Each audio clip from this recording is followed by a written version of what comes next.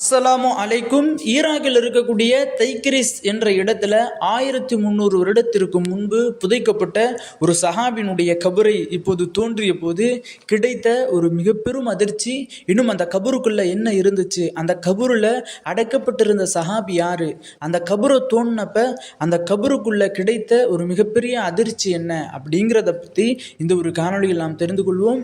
கண்ணியமானவர்களே, ஈராக்கில் இருக்கக்கூடிய தைக்ரிஸ் அப்படிங்கிற இடத்துல 2 சஹாபிகளை அடக்கம் செஞ்சிருந்தாங்க.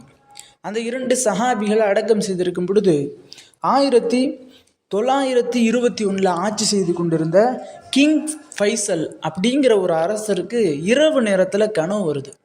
என்ன கனவுனா, ஒரு சஹாபி இங்கே அடக்கப்பட்டிருக்காங்க, அந்த சஹாபியினுடைய கபூர் மாற்றப்பட்டுருச்சு. தைக்ரிஸ் அப்படிங்கிற ஒரு நதி, அந்த கடலின் காரணமாக, அந்த அலையின் காரணமாக அந்த கபர் மாற்றப்பட்டுருச்சு.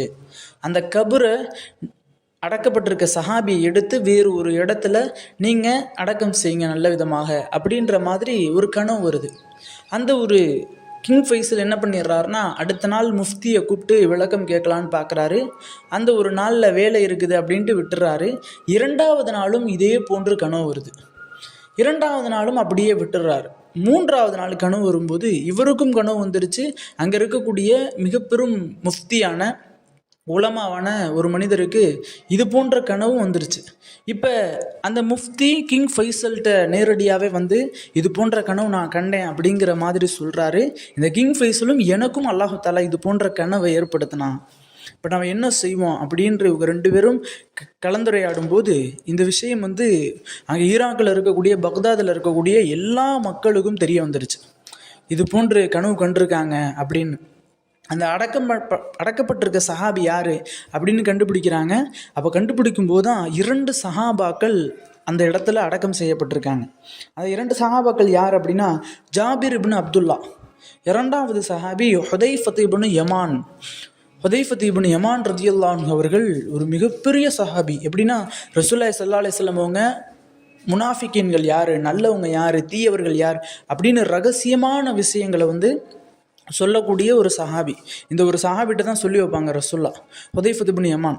இந்த ஹுதைஃபத் இப்னு யமான் யாருடைய ஜனாசாவிற்கு போகிறாங்களோ அவர்களுடைய ஜனாசாவில் தான் உமர் ரலியல்லாஹு, அபூபக்கர் ரலியல்லாஹு, இன்னும் பல சஹாபாக்கள் கலந்து கொள்வாங்க. அந்த அளவிற்கு ஒரு பரிச்சயமான ஒரு நபர் ஹுதைஃபத் இப்னு யமான்.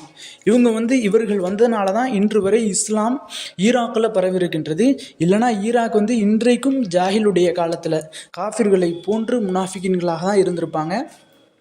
ரசூலுல்லாஹி ஸல்லல்லாஹு அலைஹி வஸல்லம் அவங்க ஈராக்கிற்கு ஒரே ஒரு சஹாபியை தாவா கொடுக்க சொல்லி அனுப்பப்பட்ட ஒரு சஹாபி தான் ஹுதைஃபத் இப்னு யமான் ரலியல்லாஹு. அவர்களினுடைய கபரை தோண்டி அன்றைய காலகட்டத்தில் இருந்த கிங் ஃபைசல், இன்னும் அங்கே இருக்கக்கூடிய முஃப்திகள் அந்த கபரை தோண்டி பார்க்குறாங்க. ஜெர்மன்லேருந்து ஒரு மருத்துவரை கொண்டு வரப்படுறாங்க. அந்த ஜெர்மன் மருத்துவர் அந்த கபரை தோண்டின உடனே அந்த சஹாபாக்களை தூக்குறாங்க அந்த கபருக்குள்ளேருந்து. அதை பார்த்து அந்த ஜெர்மனினுடைய மருத்துவர் டாக்டர் என்ன பண்ணிடுறாருன்னா, அதிர்ச்சியாகி இஸ்லாத்தை ஏற்றுக்கிறார்.